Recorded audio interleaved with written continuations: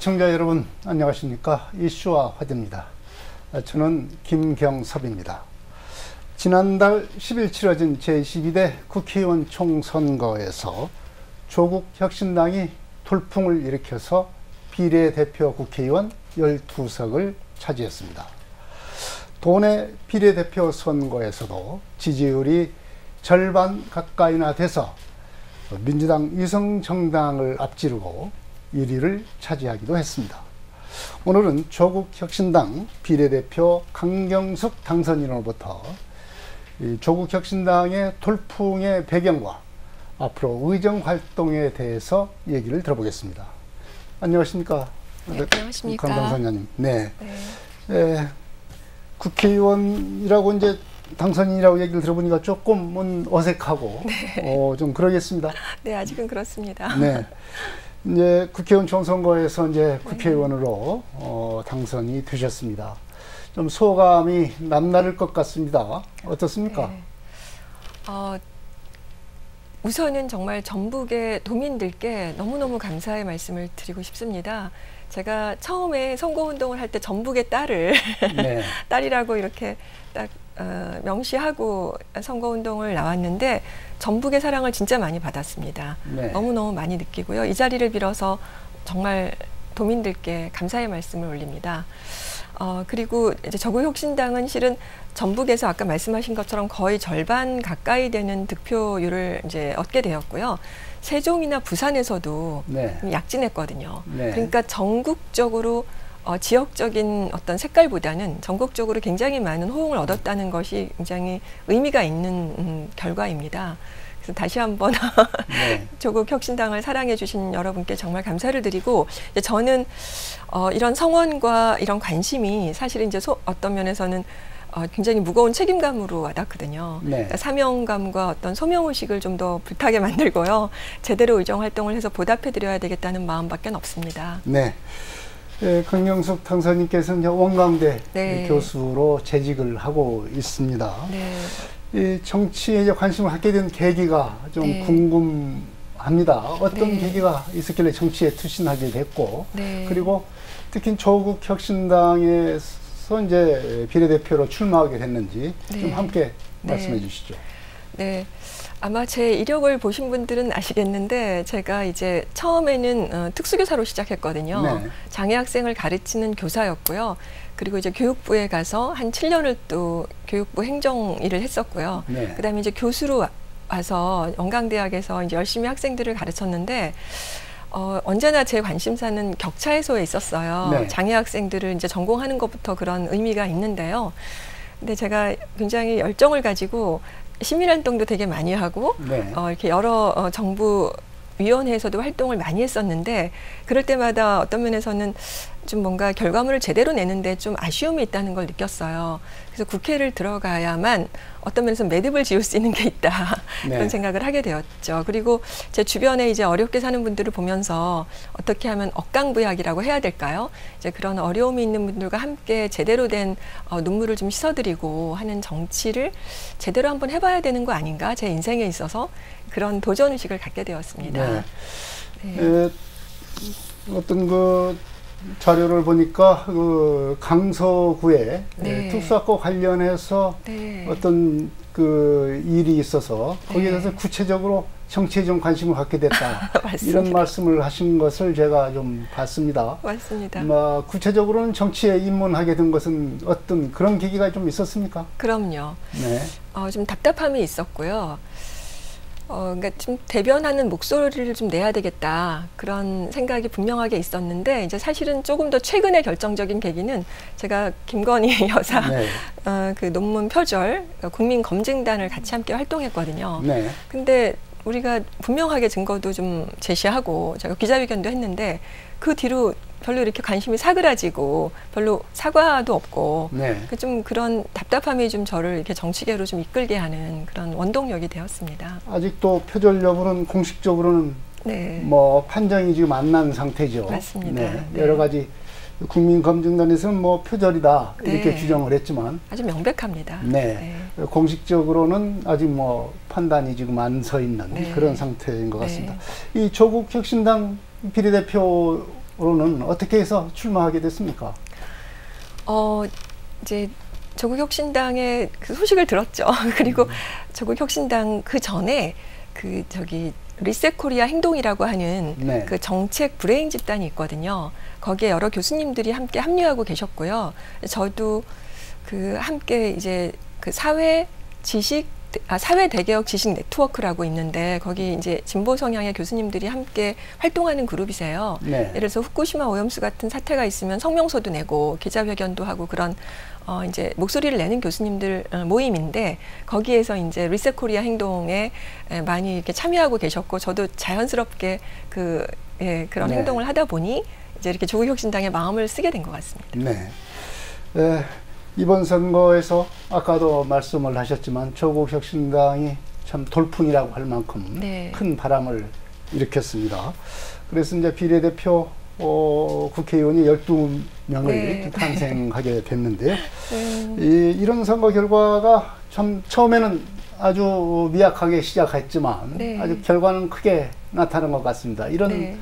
이 조국혁신당의 큰 지지를 준 민심은 어떤 뜻이었나 이게 스스로 선거 과정을 느끼면서 한 것이 소유가 좀 있을 것 같습니다. 네, 민심은 맞습니다. 어떻게 읽으시고 있습니까? 아마도 윤석열 정권에 대한 뭐랄까 정말 무모함이 많지 않았습니까? 네.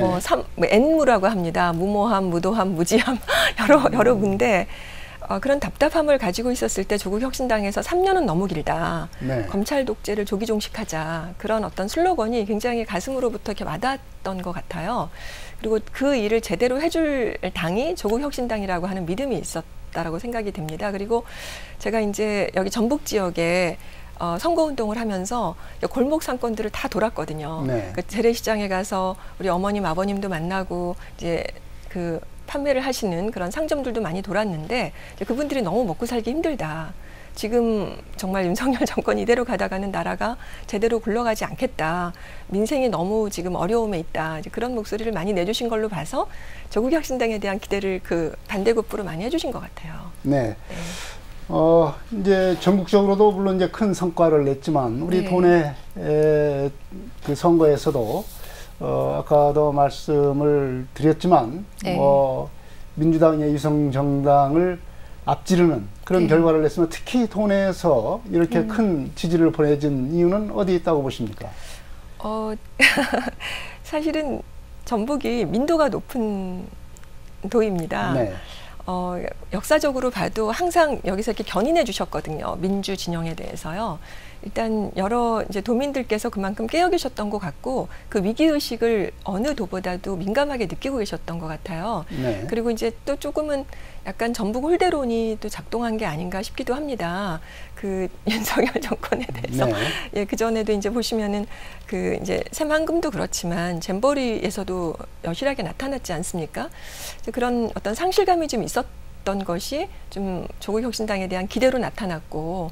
그런 뭔가 좀 제대로 일을 해줄 그럴 당을 찾고 있었다라는 생각이 들더라고요. 네, 도내에서도 특히 이런 윤석열 정권에 대한 심판에 대한 정서가 더 크게 나타났지 않느냐. 그것이 이제 조국혁신당의 지지로 이렇게 나타나는 것 같다. 이렇게 좀 평가를 해주셨는데 이제 국회의원이 되셨습니다. 앞으로 이제 책임감 그리고 무게감을 많이 느끼고 계실 텐데 그런 만큼 어떤 그 의욕 있는 어떤 의정 활동 계획을 갖고 있을 것 같습니다. 앞으로 4년 동안 그 의정 활동 계획 어떤 계획을 갖고 있습니까? 일단은 제가 전북의 딸로 이제 나왔고, 그러니까 지역을 어떻게 하면 소멸을 좀 막아볼까, 그 균형 발전에 관한 일단 관심이 첫 번째로 있고요. 그러나 제가 이제 교육이 제 전공 분야고. 나름 이제 이쪽에서 선생으로 교육부로 이렇게 교수로 꾸준히 여러 현장을 제가 이제 두루망라한 사람으로서 제가 좀 자긍심이 있거든요. 그래서 교육 위에서 좀 이렇게 소외되고 어려움이 있는 그런 아이들 좀 챙기고 싶습니다. 그래서 그냥 이렇게 법안을 뭐 탁상에서 내는 것이 아니라 실제로 현장에 좀 찾아다니고 싶습니다. 그래서 목소리를 좀 듣고 싶고 또 당사자 혹은 부모님들 이야기, 네. 그리고 또 그런 일에 종사하고 있는 그 전문 종사자들을 만나서 실제로 정말 너무너무 답답한 일들이 무엇인지를 좀 들으면서 그것이 이렇게 맥락을 가지고 의정활동을 연결할 수도 있고 또 정책이나 법을 이제 위반하는데 네. 그런 실제적인 자료나 이제 근거로 삼고 싶어요. 그러니까 제가 말씀드릴 수 있는 슬로건은 답은 현장에 있다입니다. 현장에 있다. 네. 네. 말씀을 뭐 방금 얘기를 해주셨는데 첫 상임위는 아무래도 교육위가 네. 될 것 같다고 그렇게 말씀하셨는데 뭐 교육 분야에 대한 전문가시고 네. 특히 교육에서도 이제 그 특수교육 분야에 네. 대한 관심이 네. 많은 것 같습니다. 현재 국가적 차원에서 네. 해결해야 될 가장 시급하게 해결해야 될 네. 과제는 뭐라고 보십니까? 아까도 좀 말씀드렸지만 저는 조금 민감하게 느끼는 게 지역 소멸입니다. 네. 제 고향도 남원인데요. 남원을 제가 선거운동할 때 자주 왔다 갔다 해보니 좀 이렇게 생기가 좀 없어 보이고 좀 고령층도 너무 많고 그러세요. 그래서 어떻게 하면 이제 정주할 수 있는 여건이 마련될 수 있을까? 네. 그리고 유출되지 않도록 하는 거, 그리고 이제 경쟁력 있는 어떤 그 일들을 좀 만들어낼 수 있는가를 일단 좀 관심을 가져야 되는 것 같아요. 그러니까 국가적인 차원에서는 아무튼 균형 발전, 네. 지역 균형 발전이라고 보고요. 저의 경우에는 이제 대학의 교수였고 네. 또 교육 분야에 있을 거니까 보면은 이제 여러분 아마 많이 말씀 들어보셨겠지만. 그 글로컬 대학 30 사업이 있습니다. 네. 이제 그것은 그 5년 동안 1,000억을 지원하는 사업이거든요. 이제 그런데 지역 내에 이제 학과를 통폐합하기도 하고 경쟁력 있는 학과는 좀 존치하고 경쟁력 없는 학과는 좀 자연스럽게 도태하게 만드는 그런 사업이기도 한데 자칫 이것이 지역 불평등화를 되는데 좀 이렇게 기여할 수 있는 소지가 있습니다. 네. 그래서 이제 예를 들면 이제 신입생 충원이 어려운 대학임에도 불구하고 폐교가 예상이 되는데도 이제 이렇게 15개 대학을 선정하는 예비 그 지정 대학에 포함되어 있는 경우도 있거든요. 네. 이제 그런 것들이 제대로 이제 선정이 되는 것인지도 좀 살펴봐야 될 것 같고요. 그래서 이제 지금 이주호 장관은 세계 최고라는 그 말을 입버릇처럼 말하고는 있는데 얼마나 이것이 법적, 제도적 그 근거 하에서 이루어지는지도 한번 살펴봐야 될 것 같습니다. 그래서 하여튼 미래지향적인 방안을 좀 만들어내고 그리고 이제 지방대학을 좀 살리고 혹은 또 이제 합리적으로 네. 이제 지방대학을 자연스럽게 소멸해야 되는 것은 또 어떤 것들이 있는지는 좀 객관적으로 살펴봐서 좀 하여튼 균형 있게 지방이 골고루 발전할 수 있는데 좀 기여하고 싶습니다. 네. 특히 지방대학의 지원과 그리고 합리적인 어떤 지원 대상 선정 과정 이런 것도 짚어봐서 네. 어떤 뭐 발전적인 대안도 제시를 해보겠다. 네. 이런 것이 가장 국가적 차원에서는 좀 필요한 일이 아닌가 이렇게 네. 말씀을 해주셨는데, 뭐 이제 지역적 차원에서도 좀 전북에 따르시니까 네. 지역적 차원의 해결 과제도 좀 물어보겠습니다. 네. 뭐 비례대표 국회의원은 뭐 지역 그 사하고는 좀 다른 지역구 네. 국회의원에 비해서는 자유로울 것 같습니다. 네. 그렇지만 이제 지역에서 많이 활동을 하시고 또 지역에 대한 관심이 또 많으시니까 네. 우리 그 전북, 익산, 군산에 네. 대한 어떤 그 해결해야 될 여러 가지 현안들이 많이 있습니다. 뭐 크게 보면은 뭐 저출생의 지역 소멸화 네. 이런 것들이 참 닥치고 있는 아주 비상하게 닥치고 있는 현실 아니겠습니까? 그런 측면에서 가장 시급하게 해결해야 될 현안은 어떤 것이겠는가? 네. 이것도 한번 여쭤보고 싶습니다. 네, 제가 이제 교육 분야이기는 하지만 어쨌든 전북 현안에 대해서 좀 더 공부도 하고 이제 관심을 더 기울이고 싶은데 사실 익산 같은 경우에는 어떤 면에서는 호남이나 이제 전북의 관문이거든요. 네. 그래서 지금 여기가 이제 익산과 군산에 이제 중요한 그 포인트를 두고 있는 방송이기도 한데요. 그래서 이제 전북을 일단 좀 중심으로 살펴보면 정말 인구 소멸 위기라든지 뭐 지역 발전이 불균형하다는 거는 다 누구나 공감하고 있는 그 문제인 것 같아요. 네. 그래서 공공기관 이전 정책이라든지 민간 기업을 유치하는 정책이 사실 원래도 있었거든요. 그렇죠. 근데 그것이 굉장히 더디게 되어 있을 뿐만 아니라 예를 들어서 이제 고용 효과 같은 것들 실제로 일자리 창출 이런 걸 보면 총 취업자 수가 그 혁신도시가 있는 시도가 다른 없는 시도에 비해서 고용률이 훨씬 높게 나타나곤 있어요. 네. 실증적인 근거 자료가 있더라고요.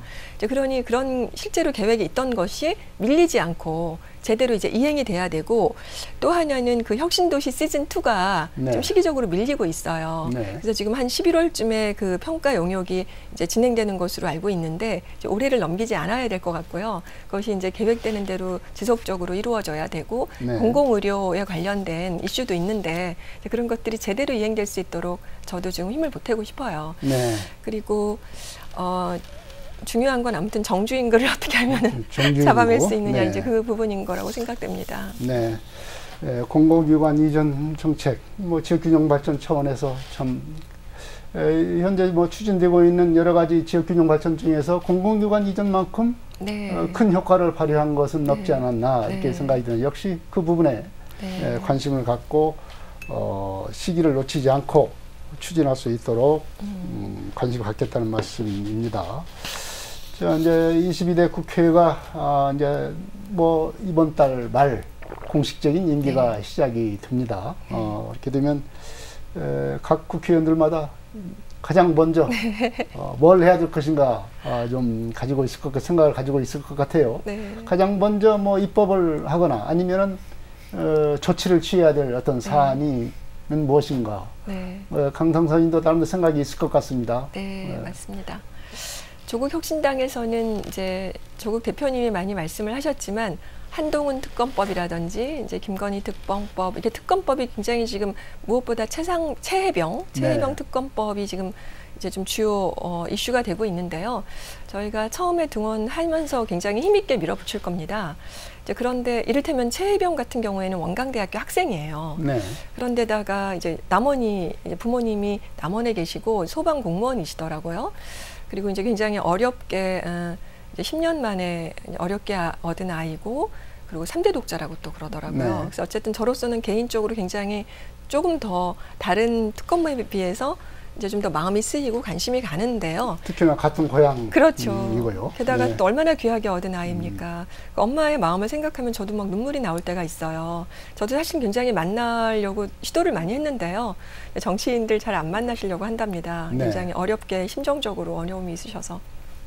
그래서 이런 특검법을 이제 조국혁신당에서는 힘있게 일단은 이제 몰고 갈 거고요. 그리고 6개월 정도 이제 중요한 거는 이제 타이밍을 또 놓지 않아야 되니까 네. 놓치지 않기 위해서 좀 더 힘을 모아서 민주당과 함께 협력을 해서 이런 특검법을 이제 추진을 할 것입니다. 근데 저는 그러나 여러분도 아시겠지만 제가 어떤 격차 해소 부분이라든지 소외계층에 관한 불평등 해소인데요. 이제 여러분도 많이 말씀 들어보셨겠지만 조국 대표님이 이제 이런 검찰 독재를 조기 종식하는 것 외에 민생을 챙기려고 하는 여러 법들을 지금 준비하고 있는데 저희 12명이 다 전문가들이거든요. 각계 분야에 있어서요. 그래서 이제 사회권 선진국이라 그래서 뭐 주거권이라든지 교육권이라든지 여러 그 우리의 이제 시민들이 누려야 할 권리에 대한 각 분야별로 지금 챙기고 있습니다. 네. 저는 이제 교육 분야니까 저는 조금 더 어려움이 있는 이제 학생들 그리고 소외되거나 위기에 처한 학생들에게 어떻게 하면 좀 상승하게 하고 함께 갈 수 있게 하나 이제 그런 데 관심이 있어서요. 이제 정서 심리적으로 위기의 아이들을 좀 챙기는 법안을 생각하고 있습니다. 실제로 일반 학교에서 이런 학생들이 좀 적응을 잘 못하고 있고요. 선생님들도 어떻게 대응해야 될지 잘 모르시는 분들이 많으세요. 그래서 정서행동이 있는 그런 학생들을 어떻게 하면 지원해 줄까. 이제 코로나19를 거치면서 그런 학생들이 훨씬 더 많아졌고 그리고 이제 또 자살을 충동을 갖는 아이들도 네. 되게 많고요.